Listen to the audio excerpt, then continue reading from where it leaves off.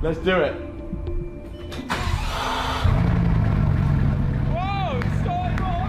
The Bugatti Chiron entered a situation that almost immediately changed its future after the Miami accident.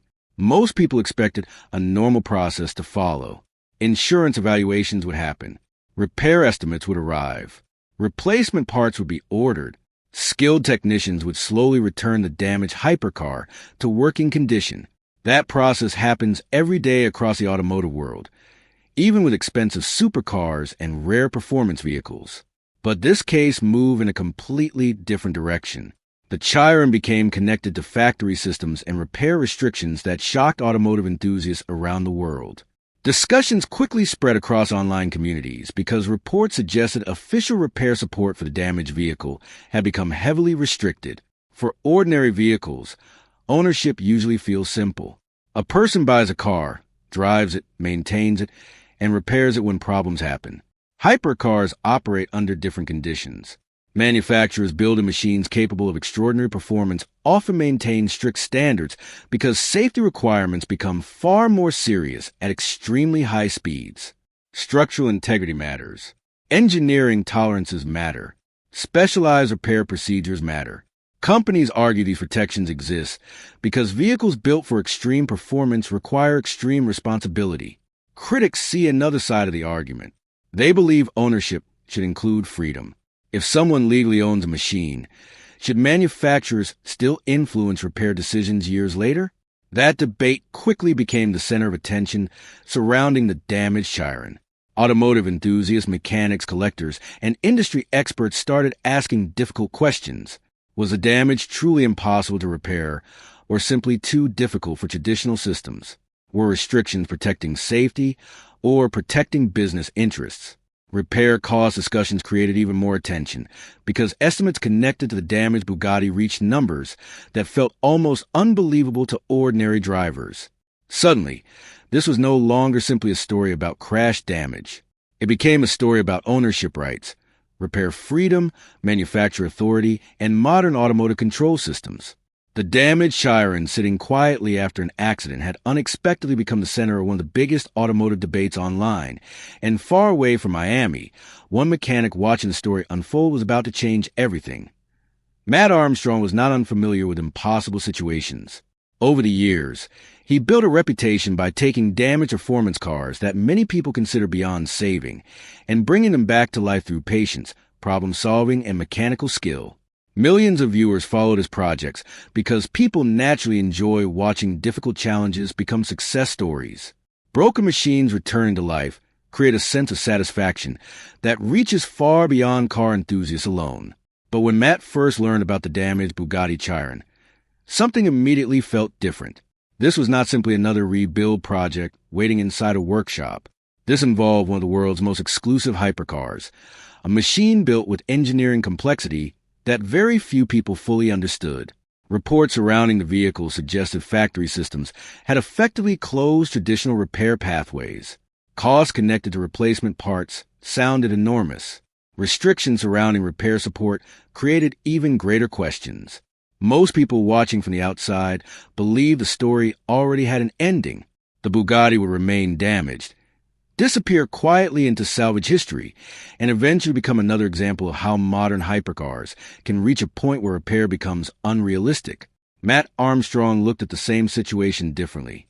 Experience taught him that difficult does not always mean impossible. Manufacturers build extraordinary vehicles, but engineering challenges can often be solved by skilled people willing to invest time, knowledge, and determination. The more information Matt studied surrounding the Chiron, the more interested he became. Repair costs appeared extreme. Technical barriers appeared intimidating. Specialized systems created enormous complexity.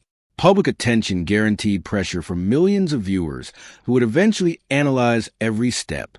Failure would happen publicly. Mistakes would happen publicly. Success, if success proved possible at all, would also happen publicly. But challenge creates motivation for people who build careers solving difficult problems. Matt did not see only obstacles. He saw questions that deserved answers. Was the damage truly beyond repair? Were factory restrictions creating barriers greater than engineering itself? Could independent expertise accomplish something major manufacturers believe should not happen? Those questions slowly transform curiosity into action. What started as online interest in the damaged hypercar would soon become one of the largest rebuild projects Mat Armstrong had ever attempted. And before long, a journey that many people believed would fail before it started was about to begin. When Mat Armstrong decided to move forward, reality arrived quickly. Repairing a damaged Bugatti Chiron was nothing like rebuilding an ordinary performance car. The challenge existed at an entirely different level. Before a single tool touched the vehicle, numbers alone created pressure powerful enough to stop most projects immediately. Reports connected to factory repair estimates suggested replacement components could cost extraordinary amounts of money. Individual parts carried prices that sounded difficult to believe. Specialized headlights reportedly reached values comparable to luxury vehicles themselves. Exterior components carried costs that exceeded complete cars sitting inside dealership showrooms. Every estimate reinforced the same message. This machine belonged to a world where ownership costs operated under completely different rules. But numbers only represented part of the challenge. Access created another problem.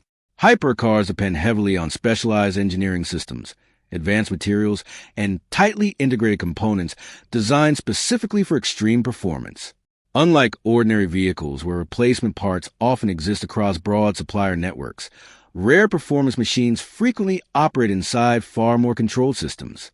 Repair procedures become specialized. Technical information becomes limited. Expertise becomes increasingly important. The deeper Mat studied the damaged Chiron, the more complicated the project appeared. Carbon fiber structures required careful handling. High-performance engineering systems demanded precision. Small mistakes could create major consequences. Millions of viewers would eventually watch progress unfold step by step, creating enormous public pressure around every decision. Failure remained possible from the beginning. One wrong move could destroy months of work.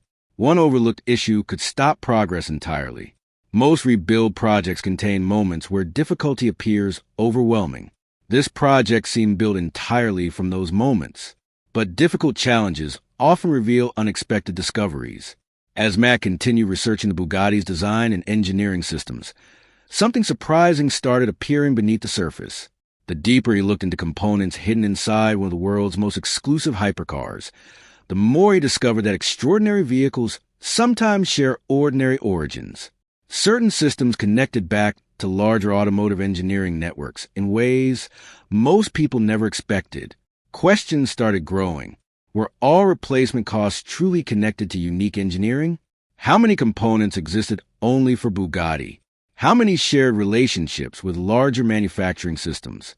Those discoveries would soon push the rebuild story into an entirely new direction, creating conversations that reached far beyond one damaged Chiron sitting inside a workshop. As Mat Armstrong continued studying the damaged Bugatti Chiron, the project slowly became something much bigger than replacing broken parts and repairing crash damage. Modern automotive manufacturing often works through large engineering groups where companies share technology, platforms, systems, and components across multiple brands. Luxury manufacturers sometimes develop completely unique parts for flagship vehicles, but they also occasionally build around existing engineering solutions that already exist inside larger automotive organizations. The deeper Mat explored the Chiron's construction, the more questions started appearing. Some components represented specialized Bugatti engineering built specifically for extreme performance. Others seemed connected to wider manufacturing systems in ways many people outside the automotive industry rarely think about. That discovery created an important realization. Extraordinary vehicles may deliver extraordinary performance, but not every hidden component inside them necessarily begins as completely unique engineering created from nothing.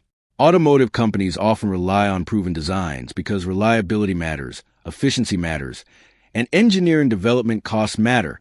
Finding shared manufacturing relationships inside modern vehicles does not automatically reduce quality. In many cases, it strengthens reliability by building upon systems already tested extensively across different environments. But inside this rebuild story, those discoveries created enormous discussion online because people naturally connect exclusivity with complete uniqueness. When audiences watch million-dollar performance cars, many imagine every hidden bolt, connector, bracket, and component existing exclusively for that machine alone. Reality often becomes more complicated.